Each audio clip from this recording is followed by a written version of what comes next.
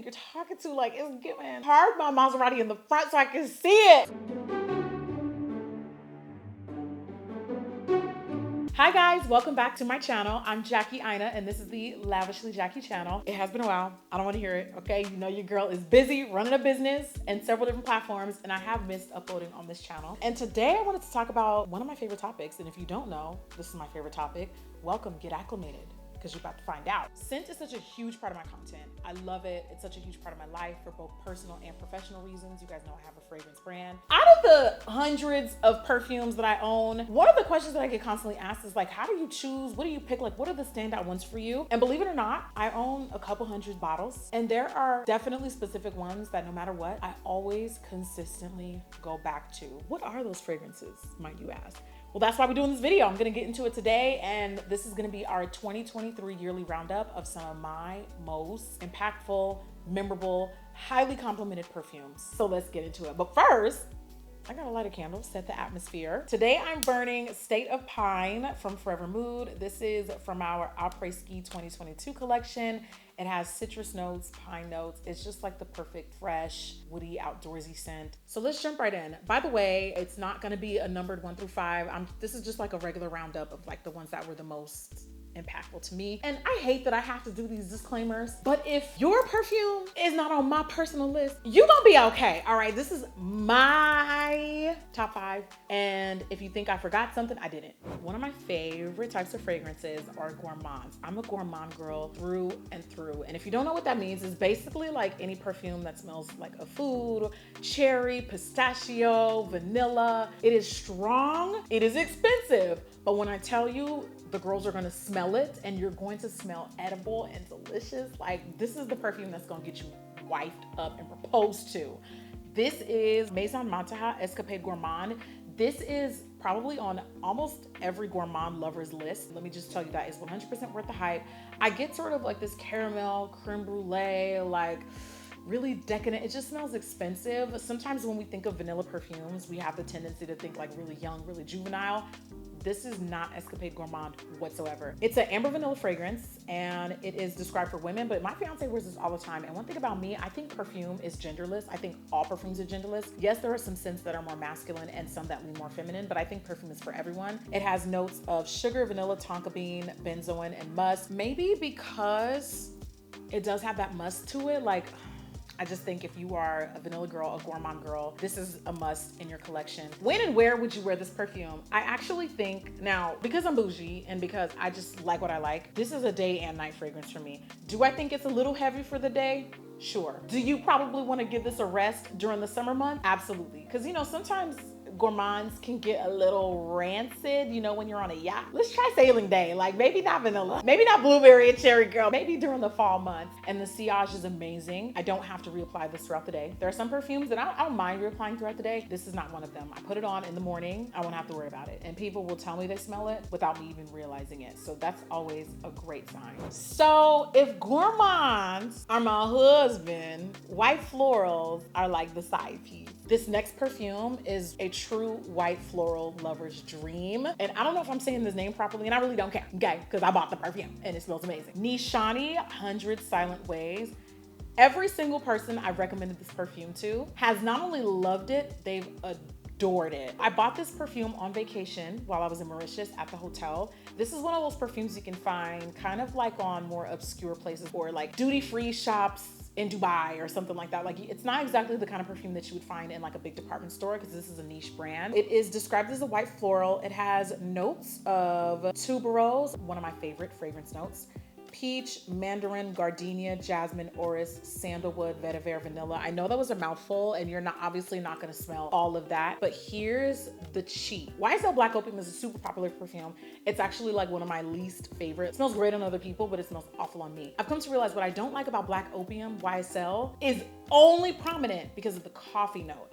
I like the way coffee smells. I like the way coffee tastes. I'm coffee not all, but I don't like coffee on my skin. And then so many people were like, oh, 100 Silent Ways is a dupe for Black Opium. I said, skirt! I know you lying. because I have both and I know you lying. But then I was like, well, too many people are saying this, so what are they talking about? I did a side-by-side comparison, and I'm not gonna lie, y'all did it that one time. They truly do smell almost exactly alike, except this has everything that Black Opium has minus the caffeine. So the reason why I just gave y'all that whole spiel is because I think if you like Black Opium, you're gonna absolutely adore this perfume. It does everything that I love in a white floral. Tuberose. It's the tuberose for me. Like, it's just so creamy, expensive. This is sort of the quiet girl boss. I know we hate the phrase girl boss, but I'm trying to paint y'all like an archetype of pictures. She's a CEO, she's bossy, she likes to spend a little coin. I also really, really think this one has an amazing, absolutely incredible longevity. I put it on and I don't have to reapply it. I get compliments on this fragrance hours after the fact. And the fact that I'm almost more than halfway done, I kind of put this one more in my spring summer category, so I'm not wearing it as much right now in the fall, even though I actually think you could wear it in the fall. She will always be famous in this collection, period. This next perfume was a surprise hit for me 2023.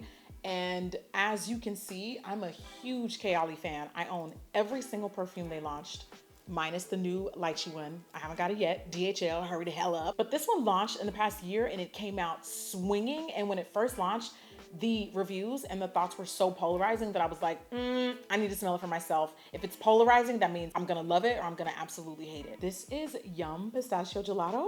When they first marketed this perfume, they marketed it as like a sweet ice cream gourmand, like a dessert, like an ice cream shop, Haagen-Dazs, almost kind of youthful scent. And then when I smelt it, I was like, whoa, you almost had me in the first half. It is a gourmand, but it also is kind of fresh and floral. It's almost like you take the characteristics that you love about like pistachio ice cream flavors, but you've made them springtime and a bit more floral. To me, this is almost like a wedding version of a gourmand scent because this perfume just smells like the color white. It's clean, it's fresh, it's soapy, it's sudsy. It's almost like what I would want my skin to smell like after a bath. And I actually do most times use this perfume at night. I would not only want my skin to smell like this, but I would actually want like my clothes to smell like this. I would want my bath to smell like this.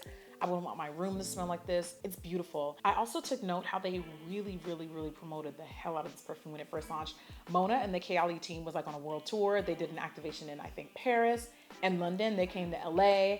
And I actually had the opportunity to co-host one of the events that she did in LA. It was like a really cute brunch that Mona and the Kayali team hosted. They asked me to co-host. And of course, I was gonna come in and support my girl Mona. This was the highlight of the entire brunch. Everything was pistachio themed. Everything was ice cream themed and in the color like mint green. Side note, that day, I tried the best vegan, dairy-free pistachio gelato ice cream I've ever tried in my entire life. I'm not gonna say the vendor because then y'all gonna find it. I'm sorry, I gotta gatekeep something. But it was just so cute. It was a really cute event. And by that time, I had already made up my mind about this perfume.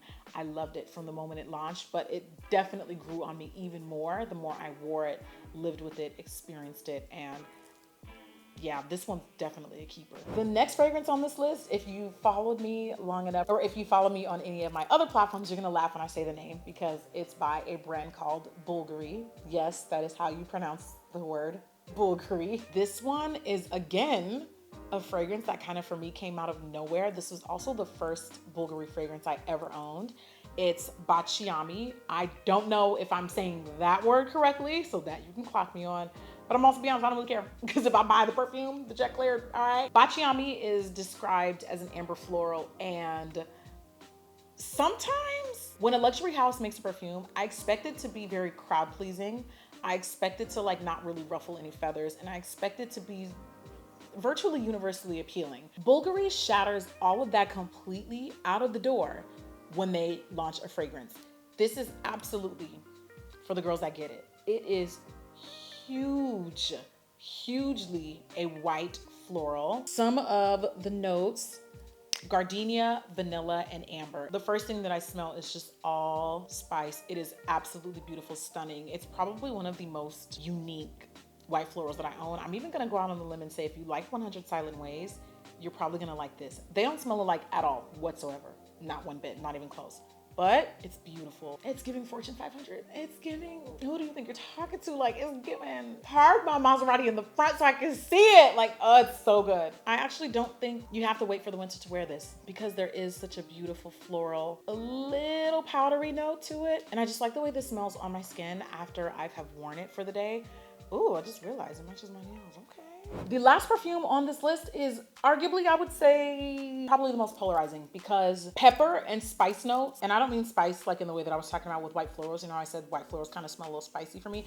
I'm not talking, that's like warm cinnamon spice. Pepper, like actual pepper notes, is an extremely polarizing. Either you love them or you hate them. But like I said, that's very on brand for me. And Boho Boko Vanilla Black Pepper, girl, like, it's just a spicy man. Like, it's a spicy grown man. It's not masculine at all. It's described as an amber spicy fragrance. It's extremely warm and it straight up smells like vanilla, black pepper, a little bit of musk. There's also rose. You know, I don't smell no damn rose. And resins. I ran out of blotters, but it's quite literally vanilla and black pepper. There's certain ones that I love to layer this with, and it's always a vanilla one. I just want to add a little bit of extra. I love spice notes. I love tobacco notes also, and I love smoky notes in perfume. And although they're really polarizing, I just think they materialize in this perfume so beautifully in a way that you kind of don't expect it to. That was my top 5 most memorable, complimented, favoritist perfumes of 2023. All of these I will absolutely be heavily carrying into the new year and hopefully discovering some new scents. As you can imagine, because I have such a huge collection, there are some honorary mentions that I kind of just wanted to quickly run through because I'm not gonna lie, it was hard to narrow it down to 5. It was hard for me. Commodity Milk Plus. This has notes of marshmallow and tonka bean. Milk Plus has that perfumey, man-made milk smell, but in the best way possible. It's really creamy. Oh, love this. I think if you like pistachio gelato from Kayali, you're also gonna like this one. I bet you didn't think I would ever mention a body spray on a video like this. Well, here I am. I'm here to surprise you. Chirosa 71 from Sol de Janeiro. This is probably my 5th bottle. However, it is a body spray, so that's why I go through so much of it. Why won't y'all put this in a perfume? Sol de Janeiro, why not? Like, I feel like at this point you're just rebelling because you know that this should be a perfume. I also like the fact that it's a hair and body mist, so sometimes I do use it in both. This also might be a bit of a hot take, but this is almost spot on the body spray equivalent of this perfume. They're pretty close. Chirosa 71 gives me a stronger caramel, creme brulee. Like, there's just something really overly sweet about this one. And I get a bit more of that in this, but I absolutely adore this scent. It's so unique, so beautiful. You just probably gonna go through a lot of them. This is probably the most masculine perfume on this list, and I chased this lady that worked in TSA down when I was traveling to Dubai to tell me what the hell she was wearing, and she was wearing Food Rayon by Givenchy. One of my favorite fragrance combos is actually this perfume and 100 Silent Ways. It's very rare that I'll wear this one without this one first. I don't know why I love this perfume combo so much, but it's absolutely just a banger. It smells really unique, and I just love the masculinity and woodiness of this scent combined with like the white florals. It's like I'm literally a tree. Like I'm the whole plant. So one of the notes is labdanum. That is a leathery note, a powdery leathery note, an ambery note, and that's where some of the stickiness comes from, the sweetness.